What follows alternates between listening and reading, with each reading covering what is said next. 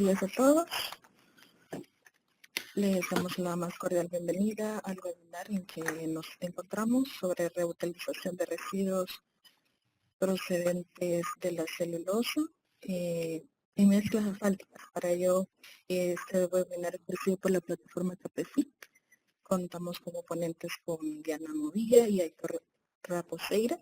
Ambos son doctores e investigadores en Ingeniería de Materiales para Infraestructura Vial en la Facultad de Ciencias de la Ingeniería de la Universidad Austral de Chile.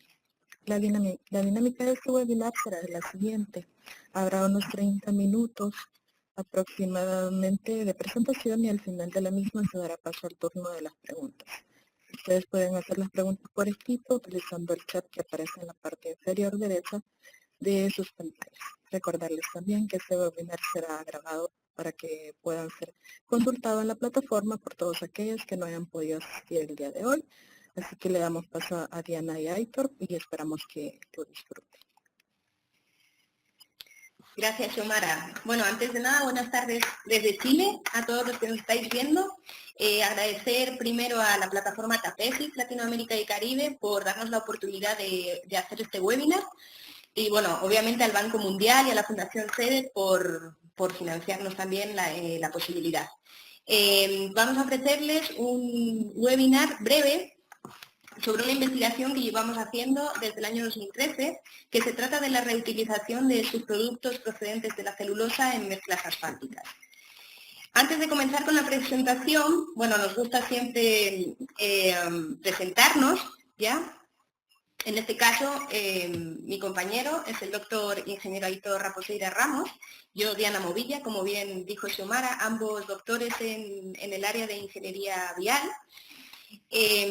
Hacer una breve reseña de que somos doctores por la Universidad de Cantabria, en España. Trabajamos con el Grupo de Investigación en Tecnología de la Construcción, GITECO, que también muchas veces participa en esta plataforma, Capesic. Y bueno, en el año 2013 nos vinimos a Chile, a la Universidad Austral, pues para empezar a desarrollar la temática de todo lo que conlleva la ingeniería vial, ingeniería en carreteras, materiales y demás. En cuanto a los contenidos de este webinar que les vamos a ofrecer, partiremos con una breve reseña sobre los términos de sustentabilidad versus sostenibilidad, porque cuando nosotros aterrizamos acá en Chile nos dimos cuenta que muchas veces hay algunas palabras o términos que no son iguales a las que nosotros estamos acostumbrados. Entonces, bueno, vamos a explicarles un poco cuál es la diferencia. También hablaremos sobre una reseña bibliográfica centrándonos en cuál fue el problema que nosotros encontramos en este área de investigación y cuál es la solución que nosotros ofrecemos. También, pues obviamente hablaremos sobre la ceniza de celulosa, que es el filler de aportación que utilizamos en las mezclas, la cual obviamente es el protagonista hoy en día, de los materiales que solemos utilizar, como áridos, ligantes, fillers. Les hablaremos un poco de cuáles son las propiedades de estos materiales. También explicaremos un poco la metodología que llevamos a cabo en el laboratorio. Yo creo que es la parte digamos, más experimental de todas. Y por último, los ensayos que también estamos llevando a cabo acá en el laboratorio de pavimentos del Instituto de Obras Civiles. Pues bueno, para empezar, contarles un poco que, como todos saben, la ingeniería en carreteras o ingeniería vial pocas veces ha estado asociada hasta la actualidad con temas de desarrollo sostenible. Pues bien, como estamos acá en Latinoamérica, vamos a comenzar hablando de un desarrollo sustentable. Siempre que hablamos de desarrollo sustentable, nos imaginamos un color verde, como el que ustedes pueden ver en las imágenes, pero rara vez la asociamos a nuestro área. Cabe destacar que sí es cierto que en los últimos 5 años, tanto en Europa como en Estados Unidos, como a nivel latinoamericano, ha habido un incremento muy grande del término sustentabilidad en el área de las carreteras. Pues bien, cuando empezamos a trabajar en este ámbito un poco extraño para nosotros, y como somos tan metódicos, lo primero que hicimos fue, bueno, vamos a trabajar en términos de sustentabilidad, así que lo primero que tenemos que hacer es saber qué significa ese término. Pues nada, fuimos a la RAE, buscamos el término de sustentabilidad y cuál fue nuestra sorpresa, que nos dice que la palabra sustentabilidad no estaba inserta en el diccionario.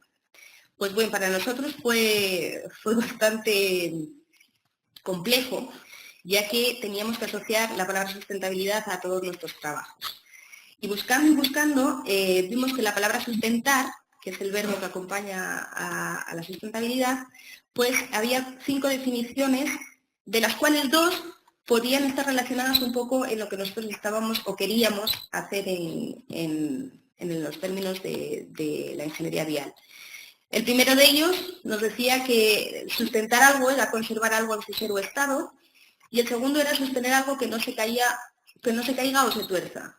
Pues bien, en un principio pensamos que esos términos se podían relacionar con lo que nosotros estábamos haciendo, pero no terminábamos de estar seguros de que realmente ese término tenía que acompañar a nuestro trabajo. Pues bien, dijimos, bueno, ya que sustentabilidad no aparece en el diccionario, busquemos la palabra sostenible. Cuando buscamos la palabra sostenible, obviamente aparecieron 2 definiciones, de la cual la segunda, que ustedes ven en un marco naranja, nos decía que era algo asociado o especialmente en ecología y economía, que se puede mantener durante largo tiempo sin agotar los recursos o causar grave daño al medio ambiente. Obviamente esta definición era la que nosotros estábamos buscando y que queríamos relacionarla con nuestra investigación. Pues bien, una vez conocidos ambos términos, decidimos ir un poquito más allá y saber por qué acá lo llaman sustentable cuando debiera de ser sostenible. Pues bien, en las reseñas bibliográficas que encontramos a lo largo de todo el estudio, vimos que una señora llamada Margarita Barney de Cruz, gerente o jefa del Grupo ETSAC, el Group to Promote Education and Sustainable Development, ella desarrolló una tesis en la cual decía que la palabra sustentabilidad o sustentable era un anglicismo que provenía de la palabra Sustainable Development.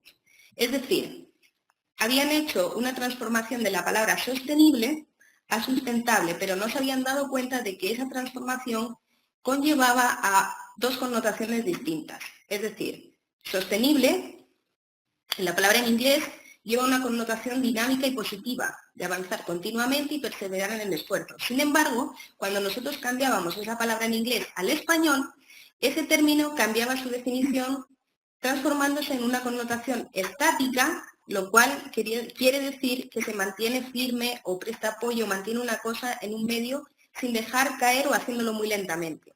Con lo cual, esa definición no acompaña muy bien a un término que nosotros quisiéramos llamar sostenible.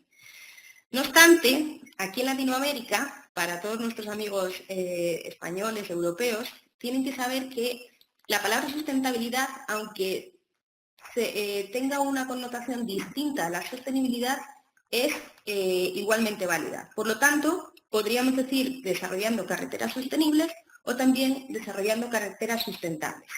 Porque al final lo que nosotros queremos hacer es involucrar el satisfacer las necesidades de las generaciones presentes sin comprometer las posibilidades de las generaciones futuras. Pues bien, habiendo hecho esta diferenciación de términos y buscando distintos problemas que podían encontrarse en las carreteras en las que nos encontramos, vimos u observamos que hay ciertos problemas que siempre se dan en la ingeniería en la que nosotros trabajamos. Da igual estar en España, en Estados Unidos, en Chile, da lo mismo. Siempre encontramos fallos como pueden ser peladuras, un exceso de ligante, del cual el profesor hablará más adelante, los famosos estriados, que siempre son muy molestos cuando nosotros vamos conduciendo o manejando el auto, ya que el confort de la persona que va dentro del auto es bastante incómodo, y las famosas grietas parabólicas que todos estamos acostumbrados a ver, sobre todo en nuestras calles. Pues bien, todos esos problemas aparecen, obviamente, no solo por el tránsito vehicular, sino por otros efectos como pueden ser agentes como agua, temperatura o incluso el paso del tiempo. Pues bien, una vez conocido este problema, tenemos que buscar cuál es el núcleo del problema. Muchos investigadores a lo largo de los años han investigado sobre los términos de mezclas asfálticas y siempre se han centrado en uno de los materiales que la conforman, que es el famoso ligante bituminoso o betún, como se conoce en España. Pues bien, nosotros queremos ir un poquito más allá y no solo centrarnos en ese elemento, sino que dejar ese elemento aparte para centrarnos en el filler. Ya veremos de qué trata este material. La solución que queremos darle es demostrar que no solo el ligante bituminoso es el material más importante de la mezcla, ya que bueno, ya se sabe que es el pegamento que pega los diferentes materiales, sino demostrar realmente que hay otras propiedades que tiene la mezcla que van asociadas a otro material y que puede ser perfectamente solucionable ¿ya? A lo largo del tiempo. Pues bien, este material o estas propiedades que queremos estudiar, nosotros las concentramos en una clasificación basada en 3 parámetros. La primera, la naturaleza del que procede el material. Es decir, el filler que vamos a utilizar en nuestro caso, que es la celulosa, pues sabemos que es un material, un subproducto industrial. Pero, por ejemplo, utilizamos otro tipo de materiales como pueden ser los áridos, que pueden proceder de otras naturalezas distintas, como pueden ser calizas, pueden ser silicias, etc. Otro parámetro muy importante en las mezclas es la composición de la que está hecha una mezcla. Es decir, el filler de aportación que nosotros podemos agregar a la mezcla, aparte de ser tradicional, que son los áridos que todos conocemos, pues se les puede aportar con cales, con cementos, con cenizas procedentes de la siderurgia, con cenizas procedentes de la escoria, etc. Y como tercer parámetro, también súper importante, es la cantidad óptima que nosotros vamos agregando a la mezcla. Es decir, a nuestros estudiantes siempre les explicamos esto. Esto es como hacer un pastel. Si yo me paso de cantidad de ingredientes, ese pastel puede quedar seco e incomible. Pues la mezcla asfáltica es exactamente igual. Hay que tener mucho cuidado con el porcentaje de los materiales que nosotros vamos agregando. Pues bien, llegando a nuestro protagonista, que son las cenizas de la celulosa, antes de nada decir, no nos gusta denominarlo residuo porque creemos que no es un residuo. Esto es un subproducto industrial que tiene diferentes aplicaciones en muchas áreas y en nuestro caso, pues, es una nueva alternativa porque no hay una investigación previa en las carreteras. Además, la reutilización de este subproducto minimiza pues, la disposición en vertederos. Todos sabemos que la disposición en vertederos autorizados pues, conlleva a un coste asociado para las empresas. Y por último, el tercer punto es la mejora desde el punto de vista medioambiental. Es decir, nosotros intentamos reutilizar este subproducto de forma de disminuir, si es que lo hubiera, un impacto medioambiental que se pueda producir en el entorno. En el mapa pueden ver en puntos verdes industrias del sector forestal. Como pueden observar, son numerosas esas industrias, pero si nos basamos en Chile, Chile tiene dos grandes potencias, una es el sector forestal y otra es el sector del cobre. Nosotros, obviamente, nos vamos a centrar solamente en el sector forestal, pero no obstante también hemos hecho investigaciones sobre residuos o subproductos que proceden de la escoria. Pues bien, estas nuevas cenizas de celulosa, para que ustedes sepan, proceden de la combustión de la corteza de maderas de pino y eucalipto que se obtienen como subproducto en las calderas de biomasa. Ahí, en esas dos fotografías, pues pueden ver las cenizas en la primera foto en un tamiz, porque obviamente esas cenizas tienen que ser tamizadas para saber qué tamaños son los que vamos a utilizar, y en la otra fotografía ya vemos las cenizas pues, en forma de almacenamiento. En cuanto a los materiales y métodos, arriba a la derecha tienen una fotografía de la portada del manual de carreteras, en el cual, igual que el resto de normativas, pues siempre nos hablan de que hay 4 materiales que conforman la mezcla asfáltica. En primer lugar, tenemos los áridos, ya veremos cómo se colocan en una granulometría. Pueden ser áridos gruesos, pueden ser áridos finos. Después tenemos el ligante hidrocarbonado, es lo que ven ustedes en la foto. Un filler, un polvo mineral, en este caso la fotografía es un filler de ceniza, pero obviamente pueden ser filler, como dije anteriormente, de la siderurgia, de la escoria, etc.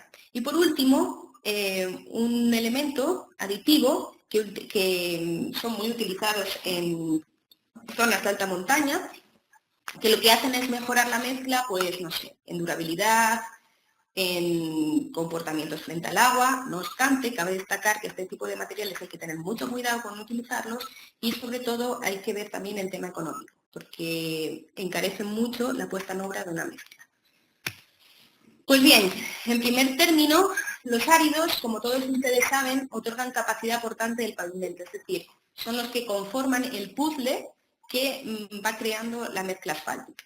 Pues bien, según el volumen 8 del Manual de Carreteras de Chile, se define árido como cualquier material inerte y duro con partículas o fragmentos graduados. Pueden ser arenas, gravas, piedra partida, escorias, desechos o polvos de roca. Quiero hacer hincapié en que no todas las normativas son iguales. Me refiero a que, por ejemplo, aquí el Manual de Carreteras contempla escoria y desecho o polvo de rocas dentro de lo que son los áridos. Hay otras normativas en las que no es así, sino que hace una fragmentación. Obtenemos, como dije antes, un árido grueso y un árido fino. El árido grueso es la parte del árido total retenida en el tamiz 2,5 milímetros y el árido fino parte de árido total retenida en el tamiz 0,160 milímetros. Hablaremos siempre en milímetros, ya que tanto el profesor como yo estamos acostumbrados a esas medidas y no a la ASTM, que son en pulgadas. Pues bien, en el primer cuadro pueden ver los milímetros de cada tamiz, desde 25 a 0,080 milímetros, en color verde lo que es árido grueso y en color naranjo lo que es árido fino. Después del color naranjo ustedes pueden ver que queda el 0,080. Bueno, ese 0,080 sería lo que vendría a ser el filler con el que nosotros trabajamos, es decir, por debajo del árido fino.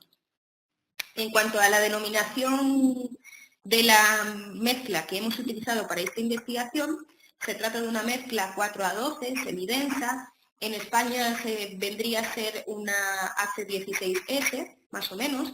Las granulometrías varían según el país donde nos encontremos. Por ejemplo, aquí el tamaño filler es un 0,08 milímetros y todo lo que viene por debajo, y sin embargo en España el tamiz cambia a 0,063 milímetros. Entonces hay que ver muy bien en el lugar donde estamos y siempre acoplarnos a la norma que está establecida. Pues bien, no me quiero meter mucho con la granulometría porque posteriormente el profesor va a hablar un poco sobre el cálculo granulométrico, que a veces suele ser un poco engorroso. El segundo material, que es sobre el que todos los investigadores o la mayoría de los investigadores se centran, es el ligante. Betún en España, cemento asfáltico en Chile, y es el protagonista en la mezcla para darle el nombre de flexibilidad. Es decir, como todos ustedes saben, los pavimentos asfálticos son denominados como flexibles. Pues bien, esa palabra viene sobre todo pues, del término ligante bituminoso, ya que este ligante es un material viscoso y termoplástico. En Chile existen diferentes tipos de ligantes, al igual que en Estados Unidos o que en Europa, los cuales se van aplicando pues, dependiendo también del clima o de las cargas de tráfico que haya en el lugar de la obra. Sin embargo, por lo general aquí en el país se utilizan dos tipos, que suelen ser CA14 y CA24, independiente de los parámetros anteriores. También hay que destacar que aquí en Chile el ligante o cemento asfáltico suele ser estudiado por término de viscosidad. Sin embargo, en España estos mismos productos se utilizan más bien, o las especificaciones técnicas que se suelen utilizar son las penetraciones. En la imagen ustedes pueden ver el ligante, es un elemento sólido, el cual, bueno, semisólido, hay que darle una temperatura exacta para volverlo líquido y que pueda ser aplicable a la mezcla. El CA14 y CA24 nosotros lo denominamos en el laboratorio cemento tradicional, ya que es el más utilizado. Después existen otros tipos de cementos, como pueden ser los modificados, que suelen tener un núcleo polimérico mucho más flexible, pero peor manejable en laboratorio, y un multigrado, que ya son cementos que contienen aditivos y que, bueno, generan otras propiedades en la mezcla.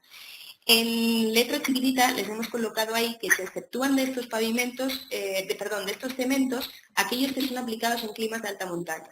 Es decir, cuando ya tenemos temperaturas muy extremas hay que tener cierto cuidado en qué se aplica como cemento asfáltico. Nuestro protagonista, el filler, la ceniza de celulosa, según el manual de carreteras chileno, el polvo mineral o filler de aportación puede ser cementos hidráulicos, cales u otros materiales, libre de materia orgánica y partículas de arcilla. Esta es la definición que el manual de carreteras le da a ese porcentaje de la granulometría de los materiales que estamos utilizando. Hemos colocado en negrita y subrayado la palabra otro material porque esto abre un abanico de posibilidades inmensa. Es decir, nosotros hoy nos centramos en cenizas de celulosa, pero podríamos utilizar como filler otros materiales como pueden ser escorias, pueden ser aceros de siderurgia, puede ser caucho, pueden ser polímeros, siempre y cuando cumplan pues, las limitaciones de materia orgánica o partículas de arcilla. También cabe destacar que nosotros hemos hecho investigaciones previas en las cuales hemos utilizado materiales que contienen materia orgánica y solemos tener cuidado con ese porcentaje de materia orgánica. Nuestros resultados normalmente nos muestran que más allá de un 3% de materia orgánica puede ser perjudicial para la mezcla porque pueden aparecer fenómenos de corrosión entre materiales. Pero bueno, centrándonos en nuestro filler de aportación en color verde, ahí pueden ver que según la tabla 5 de este manual, pues nos indican que la cantidad óptima o la cantidad adecuada o permitida para una mezcla tiene que estar entre el 70 y 100% que pasa en pesos. Es decir, vamos siempre a trabajar con unos rangos y unos pesos específicos de este material. En las fotos pueden ver el tamizado que se le va realizando al material en el laboratorio y bueno, contarles que para esta investigación hemos utilizado pues, las cenizas que están retenidas en el tamiz número 200 y por debajo del número 200 para asegurarnos de que cumple con el diámetro de la partícula. En cuanto a la caracterización morfológica y microestructural de esta ceniza, bueno, se realizó una difracción de rayos X, en la cual los elementos encontrados son la nortita, el cuarzo, la selenita, que son elementos muy comunes, y lo bueno de estos elementos es que reafirman el comportamiento puzolánico, es decir, si la mezcla debe tener puzolanidad, el agregar este tipo de material mejora el doble, ya que estos compuestos por sí solos ya son puzolánicos. Es decir, contribuyen favorablemente a la resistencia mecánica, ya que el cuarzo, que es uno de los compuestos que encontramos, aporta una mayor dureza a la mezcla asfáltica. Hay que tener cierto cuidado, no obstante, con que el porcentaje de algunos de los compuestos sea óptimo, ya que si sobrepasamos ese óptimo, esta mezcla puede convertirse en demasiado rígida, lo cual le otorgaría un poco de fragilidad y no sería recomendable, ya que si la mezcla se convierte en frágil, tendría una capacidad aportante inferior. En cuanto a la espectroscopía infrarroja, exactamente lo mismo, los compuestos son muy normales, tiene una microestructura homogénea, compacta, lo cual mejora no solamente la resistencia mecánica, sino también la durabilidad de la mezcla. Hicimos una microfotografía de las partículas de las cenizas y corresponden a pequeñas xenosferas o esferas compactas de tamaño variable. Esto es muy beneficioso, ya que en los huecos o vacíos que se vayan conformando entre los distintos materiales que conforman la mezcla, estas pequeñas xenosferas van a ir integrándose en esos vacíos y van a hacer que la mezcla se comporte en modo puzzle, es decir, que todo vaya adheriéndose a la perfección. Y por último, bueno, decir también que son, al igual que visto a simple vista, color gris, es suave al tacto y su comportamiento puzolánico, igual que dije anteriormente, otorga un doble mejoramiento a nuestra mezcla asfáltica. En cuanto a la caracterización, no solo morfológica, también hicimos una caracterización basada en una norma argentina, IRAM 1542/83, en la cual estudiamos o calculamos la densidad y peso específico, la concentración crítica y la concentración volumétrica. La concentración crítica y la densidad y peso específico son los que se muestran en las fotografías de la derecha. Son ensayos de laboratorio muy simples, muy sencillos, basados sobre todo en la sedimentación de la ceniza en tolueno, y la concentración volumétrica es una relación matemática entre los volúmenes de Filler, los volúmenes del ligante, los pesos específicos y las densidades. Bueno, a continuación les vamos a mostrar poquitos resultados sobre las densidades y pesos específicos que obtuvimos en laboratorio. Hemos hecho más de 50 muestras para asegurarnos bien de que la densidad de la ceniza cumplía con el rango que se nos establecía. Y bueno, al final de la investigación logramos verificar que la densidad de la ceniza es aproximadamente de 2,48 gramos centímetro cúbico. ¿Qué quiere decir esto? Pues bien, la densidad de un filler calizo, de un filler tradicional, que es el utilizado normalmente, está entre 2,3 y 2,8 gramos centímetro cúbico. Y nuestra ceniza está en 2,48, por lo tanto cumple con el rango establecido para una mezcla tradicional. En cuanto a la concentración crítica, nos pasó exactamente lo mismo. La norma IRAM, que es la norma argentina que mencionaba antes, establece un rango en el volumen que tiene que estar entre 8 y 12 centímetros cúbicos. En nuestro caso, tras muchos ensayos realizados y muchas aseveraciones, conseguimos calcular que la concentración crítica media está en torno a 0,22. Esa concentración crítica media también cumple con el volumen establecido, es decir, el volumen nuestro, si ustedes se fijan en la tabla, siempre está entre 9, 10, 10,1, 10,2, es decir, siempre estamos dentro del rango que establece la norma. Y bueno, en base a los datos obtenidos en las concentraciones críticas y pesos específicos, conseguimos hacer la relación volumétrica y con esa relación volumétrica conseguimos establecer pues los pesos de ceniza que vamos a utilizar por cada relación volumétrica. Es decir, a partir de un volumen obtenido, calculamos los pesos que vamos a utilizar en el laboratorio. Aquí en esta parte también tenemos una restricción por parte de la normativa, es decir, las mezclas semidensas 4 a 12 deben tener como máximo 90 grados. En nuestro caso, si se fijan en la tabla, desde 0 a 1,5, tenemos pesos desde 0, 18, 29, 41 y como máximo 80. Es decir, siempre estamos trabajando dentro del máximo permitido por la norma. Y bien, en cuanto a la metodología, doy paso al profesor Aitor para que les vaya explicando en qué consisten todas las etapas que se van llevando a cabo en el laboratorio y también los ensayos que hemos realizado a lo largo de todo este tiempo.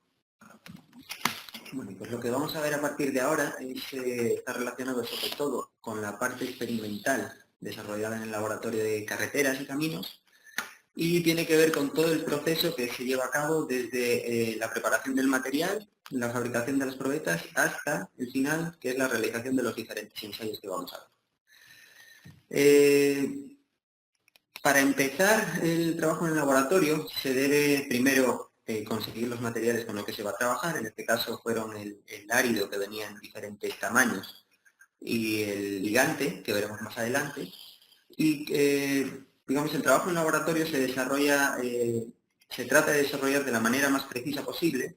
Entonces lo que se hace es separar los materiales por diferentes tamices o tamaños, que son los que nos delimitan nuestra banda cronométrica, que veremos más adelante. Lo primero que se hace, como digo, es realizar el tamizado, que es la separación de los materiales, a través de la tamizadora que vemos en la primera imagen, la cual tiene unos tamices, una separación, una apertura de mallas asociada a los diferentes tamices que veíamos anteriormente, y se consigue separar los diferentes acopios en los tamices que estamos buscando. Posteriormente, una vez que se tienen los tamaños separados, la siguiente parte es lavar el material, con la idea de eliminar todo el filler o impurezas que pueda tener el material desde su origen hasta hasta el desarrollo del laboratorio. Con eso nos aseguramos que el material y las resistencias que estamos consiguiendo esas variaciones estén asociadas al material que nosotros estamos añadiendo y no a las impurezas que pueda tener el material. Una vez lavado, esto se lleva a un horno. En el horno lo que se hace es quitarle toda la humedad, tanto la propia que tenía el árido como la que se le haya añadido extra con el lavado del material.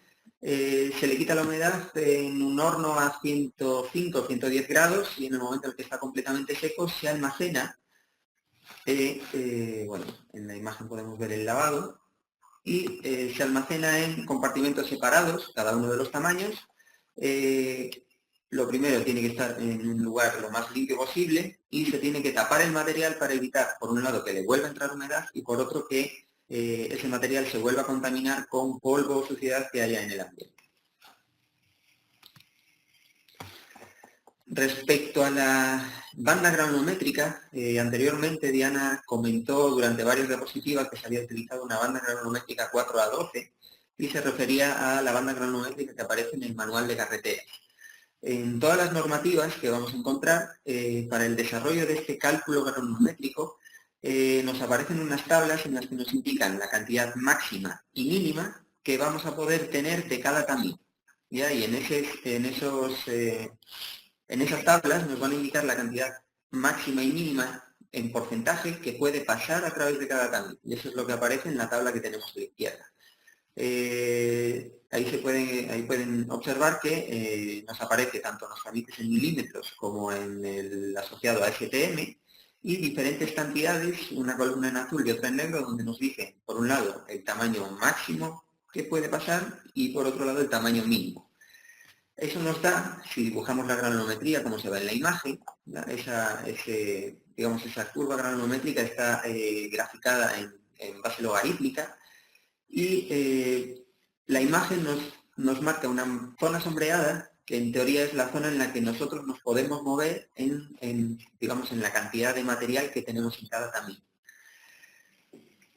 Como en planta o en obra es más difícil ese control de la cantidad que nosotros queremos utilizar, por eso se utilizan estas franjas, es decir, este margen de maniobra. Sin embargo, en nuestro desarrollo, para calcular de manera precisa todos nuestros resultados, lo que se hace es separar por todos los tamices y utilizar el centro del uso de esta banda granulométrica, que es la que se dibuja en la línea roja. ¿Ya? Con eso nos aseguramos que siempre vamos a estar en el rango intermedio del máximo y mínimo que nos fija la normativa.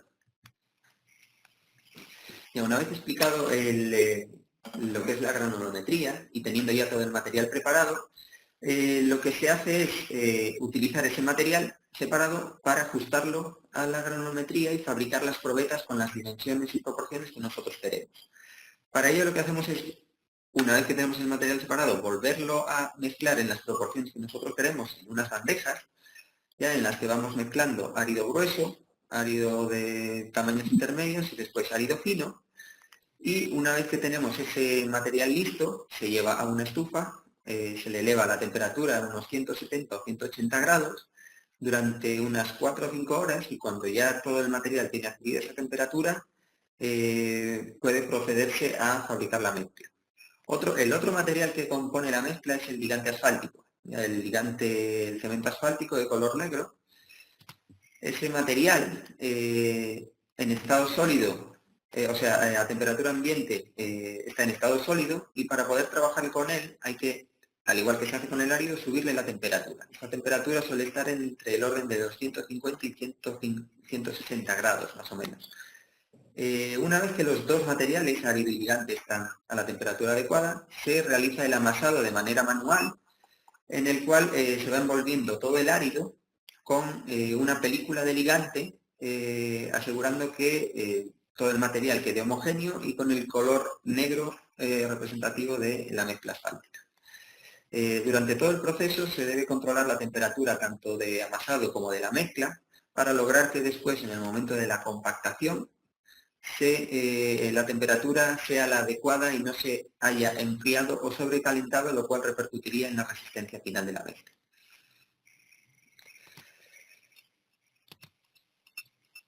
Una vez que se tiene ya la mezcla homogénea y preparada a la temperatura adecuada, se sigue la compactación mediante el método tradicional, que es el método más utilizado desde hace más de 60 años, que es el método Marshall, en el cual se utilizan un collar y un molde de unos 101 milímetros de diámetro para compactar o, digamos, fabricar probetas de diámetro 101 con una altura de unos 64 milímetros.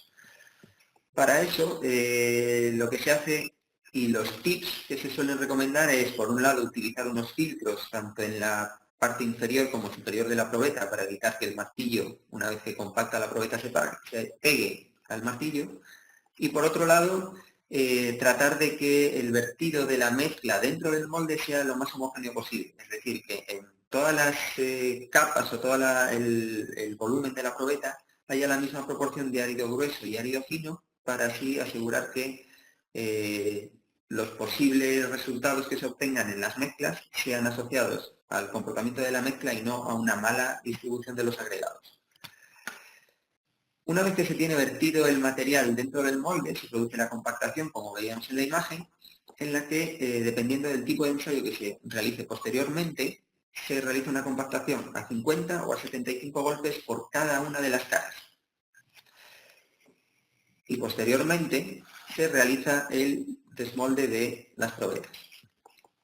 Ya una vez que tenemos las probetas fabricadas, se realizan los ensayos en laboratorio. Estos ensayos, dependiendo de los objetivos que se planteen en la investigación, se desarrollarán ensayos de un tipo o de otro. En nuestro caso, los ensayos que se desarrollaron en función del material que estábamos utilizando fueron determinación del óptimo de ligante, ensayos de tracción indirecta, en los que se destaca sensibilidad al agua para ver cómo se comportan las mezclas con nuestro nuevo material frente al efecto del agua, y el módulo resiliente.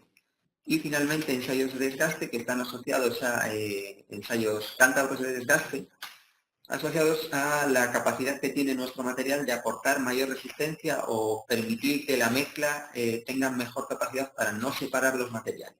Y dentro de esto se hicieron análisis de sensibilidad al agua, envejecimiento y susceptibilidad térmica.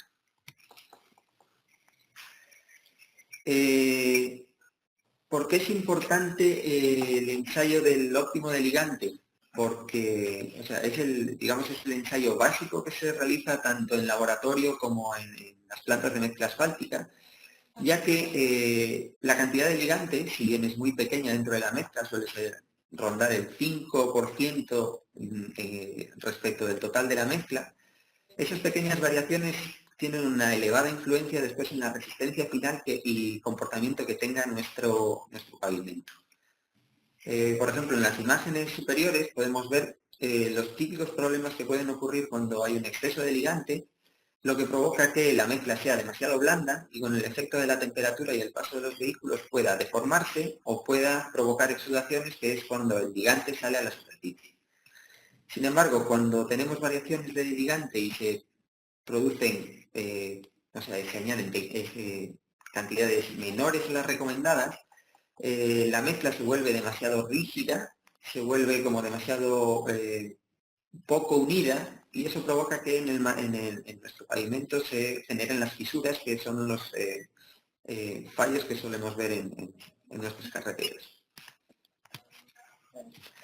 Para la determinación de este porcentaje óptimo de ligante se utiliza la metodología Marshall, es decir, la fabricación de las probetas que vimos anteriormente, y dependiendo de la normativa y del país en el que estemos, la manera de calcular el porcentaje óptimo, es decir, la cantidad óptima que tengamos, va a variar y va a depender de uno o de varios factores. En todas las normativas vamos a encontrar que siempre nos indican que debemos elegir variaciones de porcentaje, es decir, fabricar probetas con diferentes porcentajes, desde el 4 hasta el 6%, y hacer una variación de 0,5% en adelante.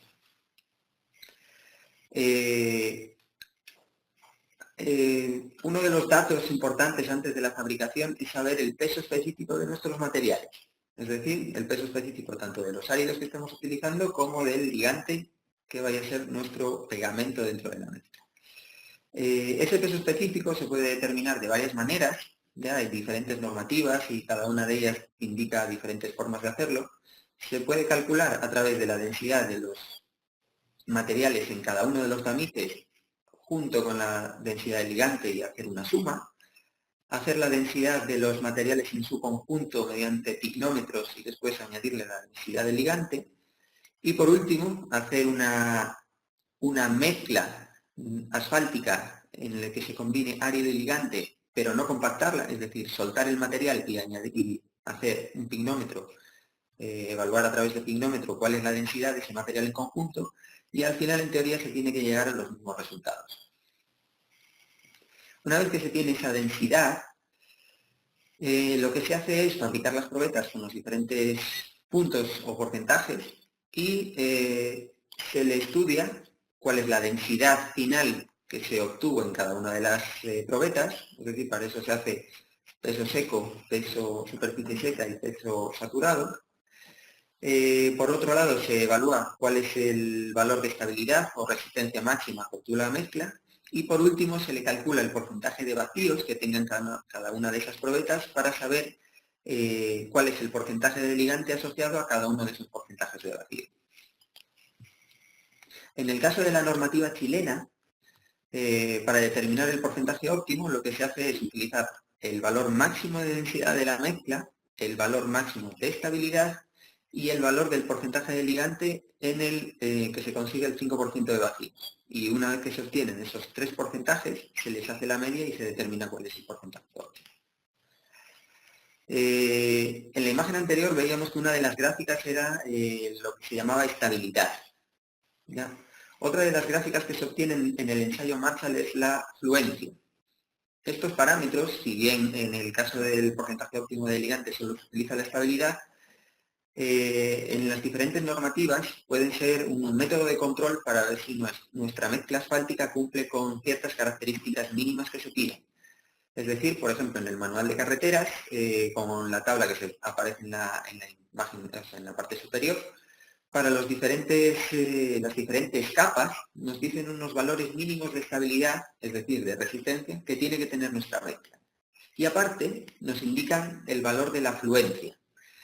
¿Qué representan estos dos valores? Si ven el video, el ensayo Marshall es el que vemos en la imagen, en el que se produce una compresión de la probeta, una compresión cilíndrica alrededor de la probeta. El valor de estabilidad representaría la resistencia máxima obtenida por la probeta. Y el valor de fluencia sería la deformación, es decir, la compresión que haya tenido esa probeta en el momento en el que alcanza ese punto máximo de resistencia. En función a los resultados obtenidos en nuestra investigación, se presentan una comparativa, como vemos en la imagen, tanto en la gráfica de estabilidad como en la fluencia. En la primera imagen, la línea verde representa el filler de árido, que es el tradicional, y en la línea roja el filler de ceniza. Y se puede ver que, si bien tienen un comportamiento similar, el valor máximo de resistencia para el árido se obtiene por un porcentaje de un 5% de ligante, mientras que para la ceniza se obtiene con un porcentaje ligeramente mayor, a un 5,5. En el caso de la fluencia, en el caso chileno, el manual de carreteras nos dice que esa fluencia o esa deformación tiene que estar entre los valores de 2 y 4 milímetros. Y vemos que cerca del 95% de los resultados obtenidos están dentro de esa franja, pero lo ideal siempre es mantenerse en valores cercanos al punto medio de esa deformación, es decir, en valores cercanos al 3. En ese caso vemos que el filler de árido suele tener una deformación mayor si lo comparamos con el filler de ceniza, lo cual nos indica el buen comportamiento que tiene en este ensayo nuestro material. Si evaluamos la densidad compactada y el porcentaje de huecos o vacíos, en la primera gráfica nos va a llamar la atención el salto de densidades que tienen las líneas de filler de árido y filler de ceniza. Lógicamente eso está explicado por la densidad que tienen los materiales. Si se recuerdan, veían que la densidad de la ceniza era sensiblemente inferior a la filler de árido. Eso provoca el comportamiento que vemos en la imagen. Sin embargo, lo que nos tenemos que fijar es únicamente en el punto en el que se obtiene la mayor densidad compactada. Y por último, en el porcentaje de huecos o vacíos, si las los dos materiales siguen la misma tendencia, pero vemos que el árido obtiene ese 5% de vacíos con una cantidad menor y en la ceniza se obtiene con un 0,1% más. Es decir, una pequeña variación, pero se presenta una diferencia entre ambos materiales.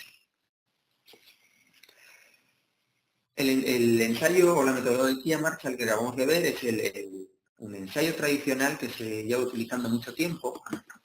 Y otro ensayo que es muy útil y que es prácticamente exigido en todas las normativas es el ensayo de tracción indirecta y sensibilidad al agua. Este ensayo utiliza el mismo tipo de probetas, pero estas, en vez de ser compactadas a 75 golpes, como era en la metodología Marshall, ahora se utilizan compactadas a 50.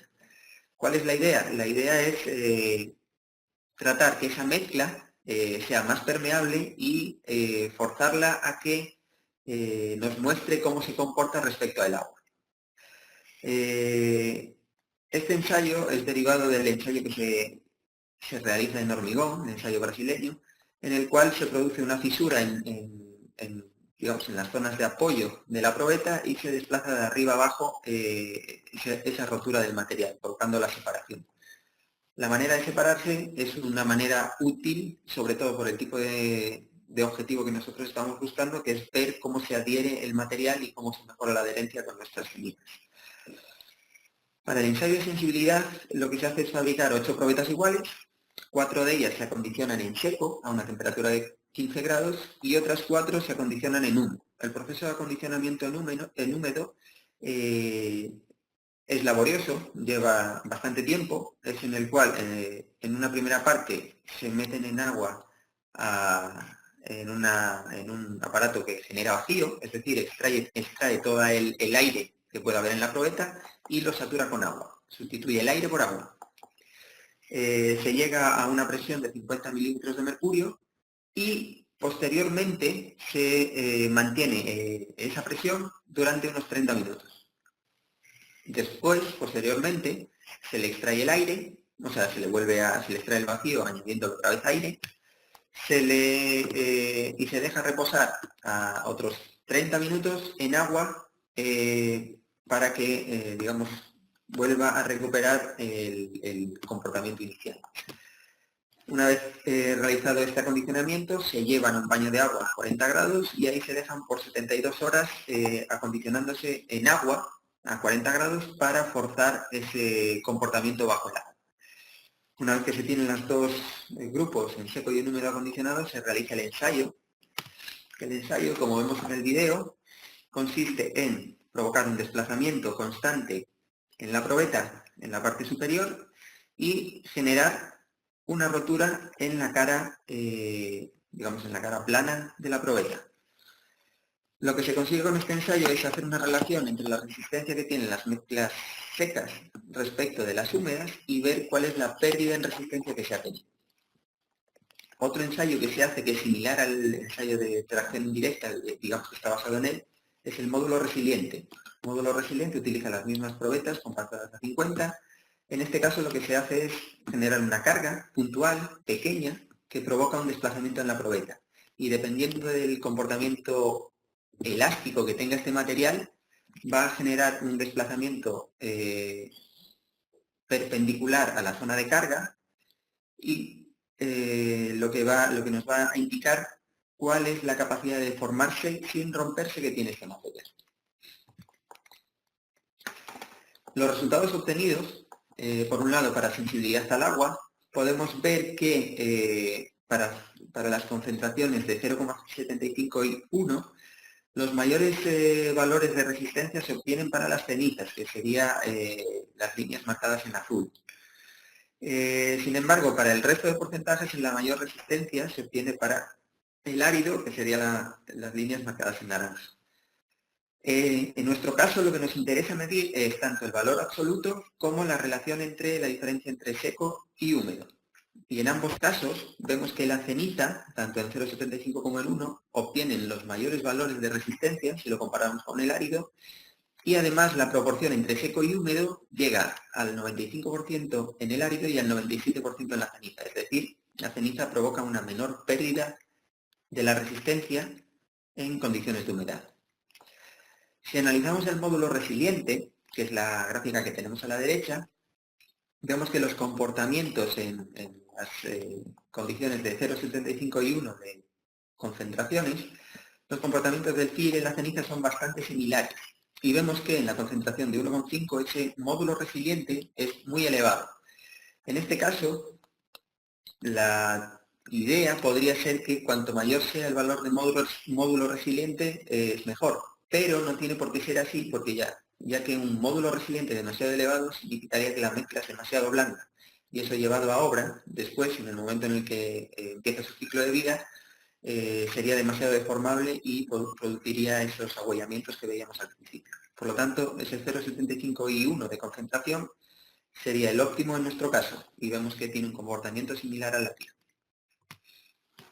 Y por último, el último grupo de ensayos que vamos a ver es el ensayo de desgaste, ¿ya? El ensayo cántabro de desgaste que se realiza con la máquina de Los Ángeles. En este caso, ese ensayo se realiza sin las cargas abrasivas que se suelen utilizar para el desgaste de los áridos, y lo que se hace es introducir las probetas una a una y someterlas a 300 revoluciones y ver cuánto material se ha perdido desde que antes de que entrase en la máquina comparado con después de que se realiza el ensayo.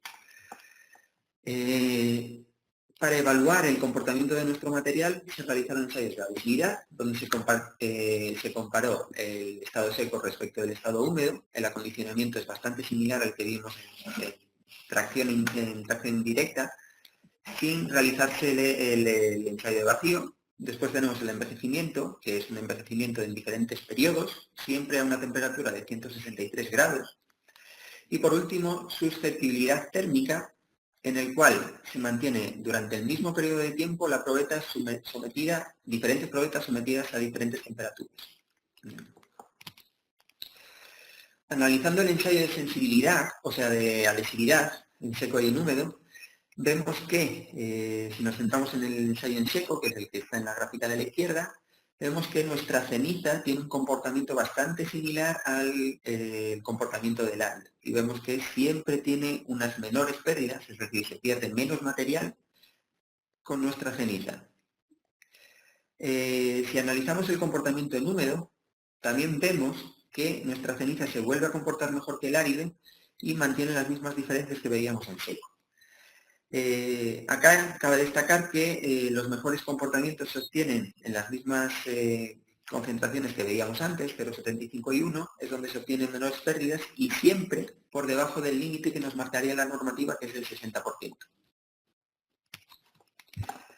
Si analizamos el envejecimiento, este envejecimiento, como había dicho, se realiza calentando las probetas a 163 grados durante diferentes periodos de tiempo que son los que aparecen en la imagen, que van desde 0, 5, 20, 40 y 72 horas.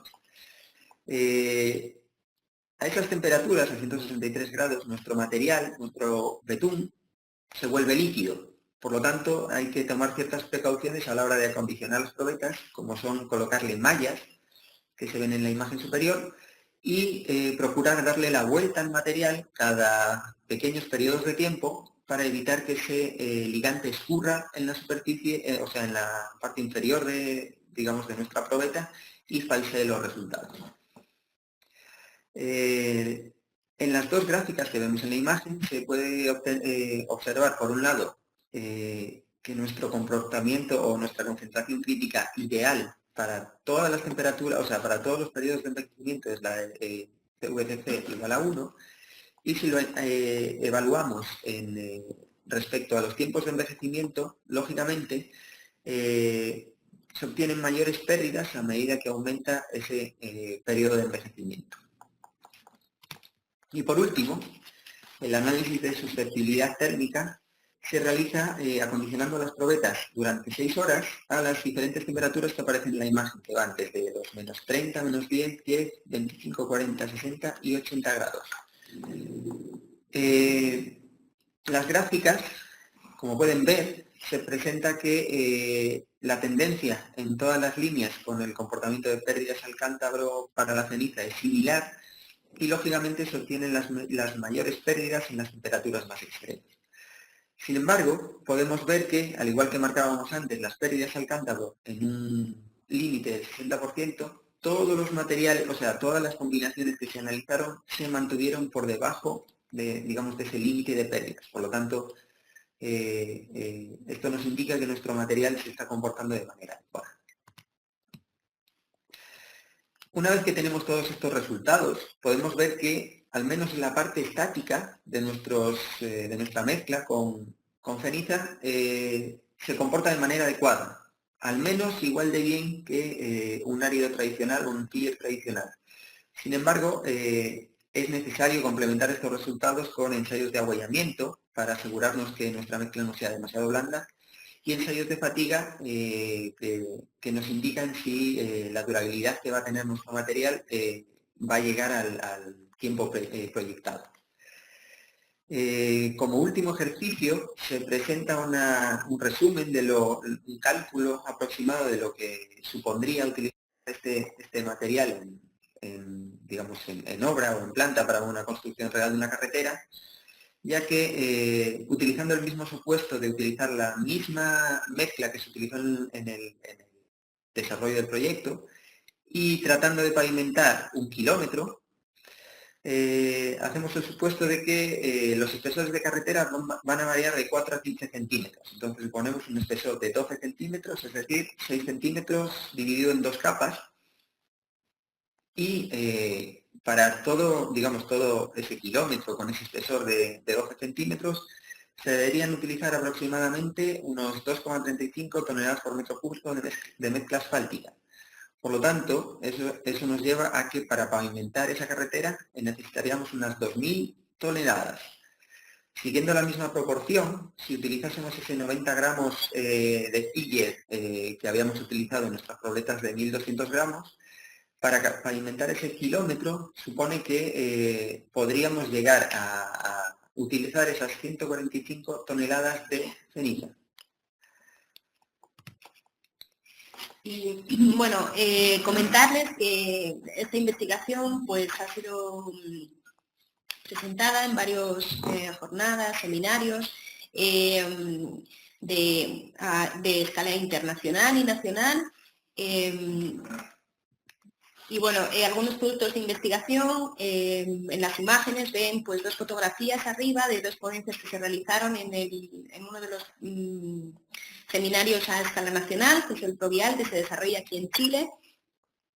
Ambas ponencias fueron realizadas por 2 tesistas que trabajaban en nuestro laboratorio y que hoy en día están titulados. Y bueno, también obviamente siendo investigadores o teniendo el núcleo como investigadores que somos, también hemos realizado pues, publicaciones en revistas de ámbito internacional de muy alta calidad. Y bueno, antes de terminar, pues agradecer a todos aquellos tesistas que han compartido con nosotros tardes y tardes en el laboratorio, nos han ayudado a que podamos estar hoy haciendo este webinar. Sobre todo a nuestra Carla Berger por darnos o facilitarnos fotografías y videos, y también agradecer a la plataforma CAPESIC, al Banco Mundial, a CEDET, por la posibilidad de poder realizar este webinar. Muchas gracias. Y a continuación damos paso, si quieren, a las consultas. Gracias. Yana y Aitor, si tienen alguna pregunta pueden colocarla en el chat, que está en la parte inferior derecha. Molina dice, ¿podría repetir los parámetros del laboratorio? Los parámetros de laboratorio, me imagino que se refiere a las temperaturas y tiempos de fabricación. Para conseguir que los áridos se puedan utilizar dentro de nuestra mezcla asfáltica, tenemos que elevar la temperatura de estos áridos. Tiene que pasar de los 20 grados que tenga temperatura ambiente a unos 170, 180, dependiendo de la mezcla que se esté fabricando. El ligante asfáltico, igual que nos pasa con el árido, a temperatura ambiente a 20 grados está en estado sólido, y para poder trabajar con él se necesita primero que pase a estado líquido, ya a estado viscoso, y para ello se debe elevar la temperatura a unos 155 grados aproximadamente. Posteriormente, cuando todos los materiales han adquirido la temperatura, se realiza el mezclado entre ellos y hay que tratar de que la compactación del material se realice entre unos 140 y 150 grados, ¿ya? Para asegurar que la mezcla se compacte de manera adecuada y se obtengan el porcentaje de vacíos que se está buscando. Otra pregunta, pueden irlas colocando en el chat. Luis Tomás Silva dice, con respecto al ensayo de rigidez, a mayor módulo resiliente, ¿la mezcla es más rígida o menos rígida? En el ensayo de rigidez, o sea, se supone que en el ensayo de rigidez lo que se está mirando es ver cómo se deforma la mezcla siempre a la misma carga. Es decir, lo que se va haciendo es acumulando un poco las cargas, es decir, se aplica siempre la misma carga, pero la mezcla no acaba de recuperar completamente.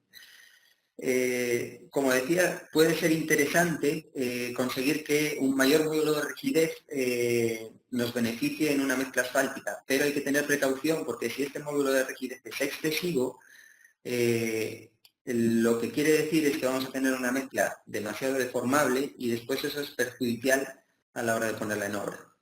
O sea, puede pasar al tema plástico. Entonces hay que tener cierta precaución con el módulo de rigidez. Si tienen alguna pregunta pueden colocarla en el chat. Bueno, si no hay ninguna pregunta, comentar también que en el futuro se realizará otro webinario de este estilo en el que se ampliarán los resultados mostrados hasta ahora, se complementarán con ensayos nuevos y se verá si realmente la durabilidad de nuestra nueva investigación da resultados.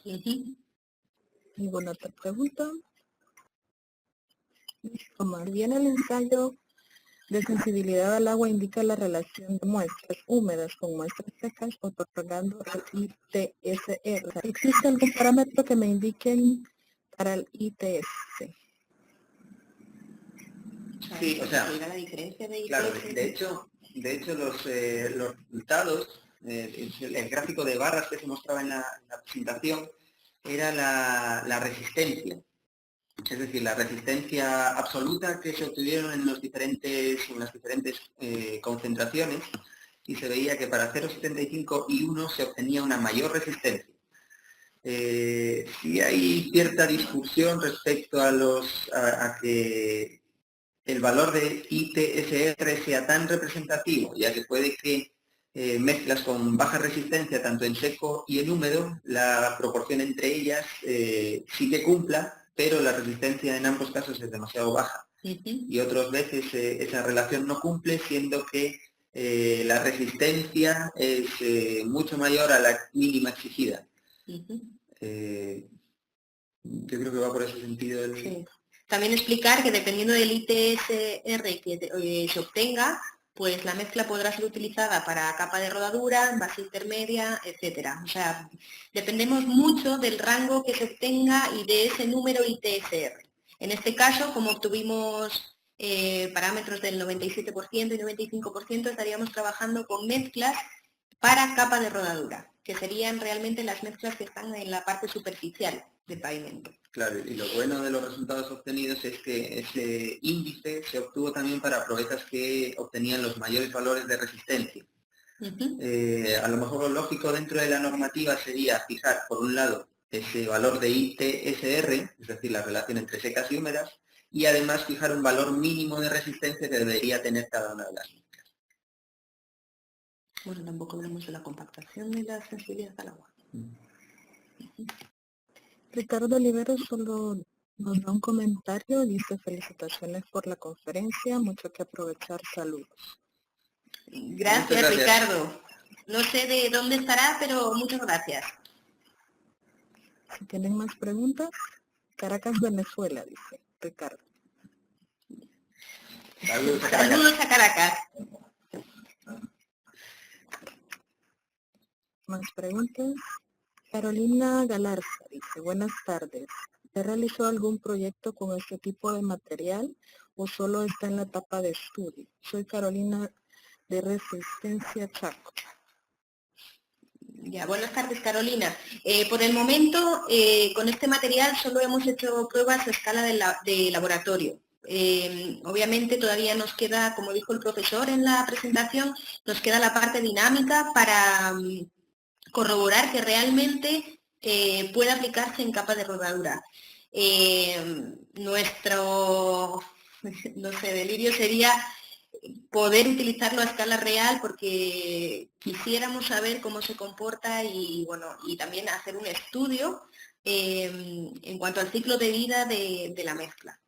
Pero en este momento aún no se ha aplicado en obra. Carolina dice, ¿y las instituciones encargadas de realizar los proyectos viales tienen buena voluntad en hacerlo? Buena pregunta. Bueno, ahí puedes contestar, a lo mejor tú más que yo. O sea, siempre hay buena voluntad. De hecho, en varios de los, o sea, al menos en dos de los proyectos que tenemos, y uno de ellos involucrado en Cenitas, sí que, digamos, la Dirección de Vialidad de nuestra región apoyó, digamos que es un compañero de viaje dentro de este proyecto. Al final, todo depende de, no sé si de voluntades o de facilidades para llevarlo a cabo, pero, o sea, intención o buena intención siempre hemos tenido por parte de, o sea, siempre han tenido por parte de las instituciones, lo que pasa que a veces se vuelve un poco más complicado cuando uno quiere llevarlo a la realidad y tiene que encontrar un tramo en el que se pueda aplicar la investigación que se está desarrollando. No obstante, también decir que hubo varias situaciones complejas en nuestro laboratorio, bueno, por temas ajenos, y sí es verdad que el Ministerio de Obras Públicas, la Dirección de Vialidad de Santiago, nos ayudó con parte de los ensayos que se realizaron en el módulo de rigidez. Es decir, nuestros estudiantes tuvieron la oportunidad de viajar y utilizar las máquinas allá para no cortar la investigación. O sea que siempre ha habido buena comunicación y buena conexión entre la institución, o sea, entre la institución, en este caso sería el MOP, y nosotros. Pero buena pregunta. ¿Más preguntas? Carolina, desde el punto de vista económico, ¿es más conveniente que las mezclas tradicionales? Ya, también es una pregunta que nos suelen hacer, sobre todo analizando el comportamiento del material, ya que si se comporta muy bien pero es rentable, todo va a depender, digamos, de la empresa asfaltera con la que se trabaje y los orígenes que tengan ellos de área. Es decir, sabemos que para utilizar la ceniza dentro del proceso, las plantas de mezcla asfáltica tienen que ver en qué parte del proceso pueden introducir la ceniza. Y eso hay veces que es fácil y otras veces que es un poco más complicado. Por otro lado, la ceniza, en este caso, sería un material a coste prácticamente cero, porque es un subproducto, un material que sale de la planta. Entonces es algo al que, por ejemplo, las plantas de mezcla asfáltica, si necesitan aumentar la desividad porque su árido tiene baja desividad, en vez de recurrir a añadir cal o añadir cemento, como se hace habitualmente, podrían utilizar estas cenizas y el costo asociado a utilizar cenizas es mucho más bajo que el asociado a utilizar en los otros productos. Así que no hay un estudio a conciencia, es decir, un estudio específico en el que se analice el costo-beneficio de utilizar las cenizas, pero yo estoy seguro, estamos seguros que en el momento en el que se realice va a salir positivo. También está el tema de la rehabilitación, porque si nosotros gracias a las cenizas hacemos una mezcla mucho más duradera en el tiempo, y en este caso pues las instituciones públicas no tienen que estar rehabilitando el pavimento como normalmente sucede continuamente, también es un ahorro económico en esos términos, que al final la rehabilitación es algo que hoy en día, por temas de crisis y demás, está muy en auge. Entonces yo creo que el tema económico en ese punto también es importante. Carolina dice, pero sí hay un costo ambiental beneficioso. Sí, eso exacto. Que para nosotros es súper importante. ¿Alguna pregunta más que tengan para los ponentes? ¿O comentario? También decir que todo el que esté interesado, si alguna vez pasa por Valdivia, puede venir a hacernos una visita y le enseñamos en el laboratorio todo lo que estamos haciendo. Carolina escribió: muchas gracias por responder mis preguntas. Soy arquitecta y responsable ambiental de la DDT Chaco. Estoy haciendo mi piscina de la licenciatura en gestión ambiental sobre pavimentos sostenibles en rutas provinciales, pero con PET. Muchas gracias. Carolina, nosotros actualmente estamos desarrollando una tesina de pregrado con PET. Así que si tienes cualquier duda o necesitas cualquier información, por favor, en la presentación hemos dejado nuestros correos, así que ningún problema. Buenísimo, muchas gracias. De nada. Bueno, agradecerle a Diana y a Héctor por su magistral ponencia, igual a todos pues por su asistencia. Importante mencionarles que este webinar ha sido grabado y lo van a tener disponible aproximadamente en una semana.